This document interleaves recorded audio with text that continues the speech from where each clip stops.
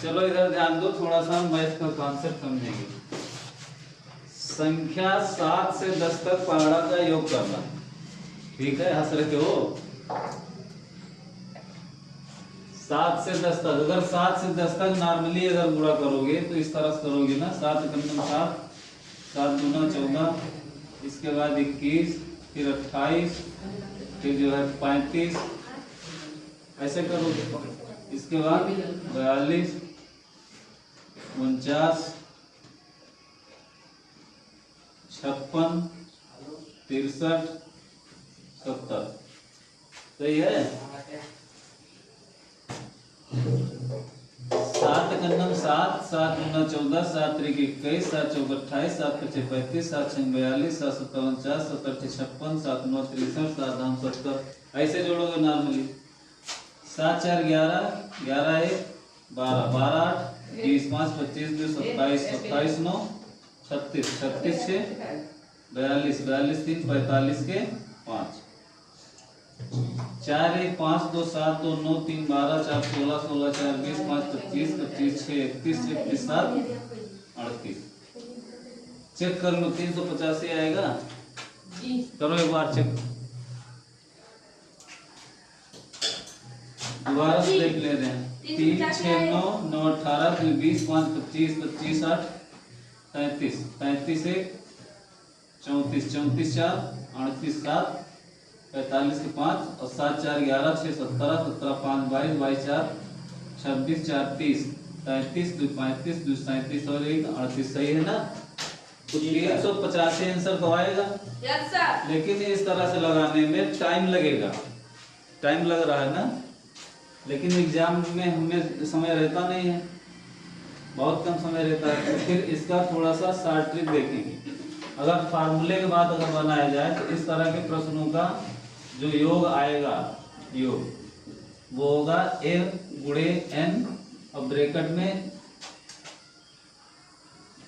a गुणे n और n plus 1 करके 2 से भाग देंगे। जहां a बराबर क्या है, तो जहां a बराबर जो प्रारंभिक संख्या बताया गया है यहाँ पर 7, a बराबर 7 ले लीजिए। n बराबर कहाँ तक गुणा करना है? 10 तक, तो n बराबर 10। अब इस ट्रिक वाले फार्मूले में रख दीजिए भाई, याद करना होगा, रखना पड़ता है। एग्जाम में हमें डेरिवेशन के लिए टाइम नहीं रहता। तो बराबर क्या करोगे फिर? 7 गुणे 10 और ब्रैकेट में 10 प्लस 1 का क्या करेंगे? हाफ। अब इसे अगर सरल करोगे तो 7 दहम 70 और गुणे क्या हो जाएगा? 11 और इसका हाफ होगा, 2 से यहाँ कट जाएगा 35, 2 35 है हम 70। इसके बाद 35 गुणे 11 गुणा करके देखो कितना आया? 11 पचे 55 के 5 और 11 3 35, 35 5 38। बताओ 385 आ गया निकल के ना, बड़े आसान तरीके से और बहुत जल्दी से। तो इस तरह के प्रश्नों में ऐसे देखेंगे, लिख लो।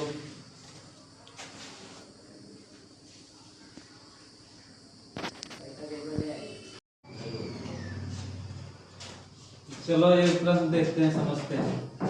संख्या 78, 79 एवं 102 में क्रमशः सम एवं विषम की कुल संख्या अलग अलग बतानी है। जैसे मान लीजिए 78 है, अब इसमें ये बताना है, कि कितनी संख्या इसके अंदर सम है, कितनी विषम है। तो इसको 2 पार्ट में डिवाइड करोगे, 2 पार्ट में डिवाइड कर लो। 78 का आधा करो, कितना होगा?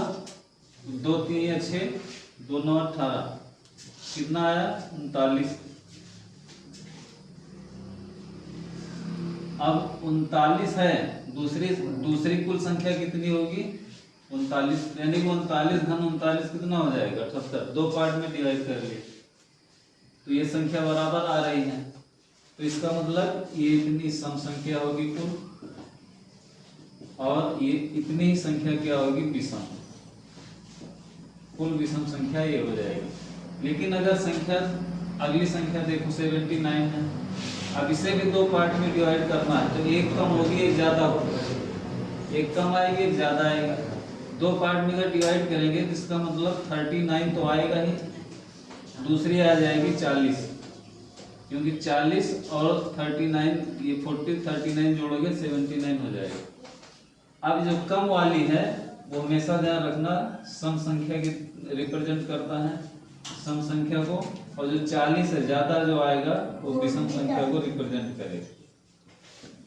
यानी कि 79 के अंदर 39 संख्या ऐसी है जो सम होगी और 40 संख्या ऐसी है जो विषम होगी।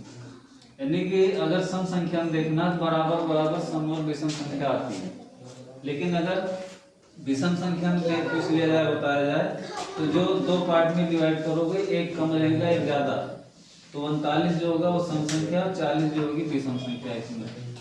अब इसी प्रकार से 102 में कितनी हो जाएगी सम विषम, तो 102 का आधा आधा कितना होगा 51 ये इसमें विषम संख्या बराबर 51 आएगी सम संख्या और 51 आएगी विषम संख्या।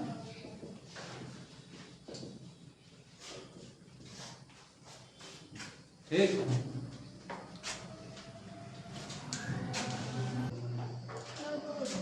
चलिए अभी देखो पिछले प्रश्न में कि कैसे हम संख्या दे दी जाए तो सम संख्या और विषम संख्या बता सकते हैं। अब उसे हमें जोड़ना है अलग अलग। जैसे हमने एग्जांपल लिया है संख्या 1 से 30 तक की सम संख्या और विषम संख्या का अलग अलग योग देखेंगे। अब पहले तो हम ये पता करें कि 1 से 30 तक कितनी सम संख्या और विषम है। तो जैसे बताए थे कि 30 से इसको दो पार्ट में करना है, 15 संख्या क्या आ जाएगी सम संख्या, सम संख्या, और 15 संख्या क्या हो जाएगी विषम, 15 संख्या आएगी विषम। अब हमें इसका अलग अलग योग करना है। सीधी सी बात है, जो विषम संख्या होगी विषम संख्या उसके लिए एक फार्मूला याद रखना n²। जो विषम संख्या होगी विषम संख्या हमारे पास 15 क्या कर दीजिए 15 15 हम 225, आंसर निकल करके सीधा 5 सेकंड में आ गया। अब अगर सम संख्या निकालना है तो इसके लिए हमें याद रखना होगा n+1, सीधा सीधा। n हमारे पास क्या है, ये नंबर है 15, इसके बाद 15+1 करोगे तो 15 और इंटू में क्या हो जाएगा 16, तो 15 छक्का 90 की 0 हासिल 9, 15 का 9 15, 15 9, 15 5 20, 20 और 4 24, कितना हो गया 240 आया। यानी कि 1 से 30 तक अगर हम सिर्फ जो है सम संख्या को जोड़ते हैं, 15 संख्या जो रहेगी इसके अंदर सम जी, तो उसका योगफल होगा 240 और विषम संख्या का योगफल होगा 225। अब दोनों को हम जोड़ दें अगर एक साथ में मान लीजिए तो आ जाएगा 240 और प्लस 225, 5 0 5 4 2 6 और 2 2 4, 465 आएगा।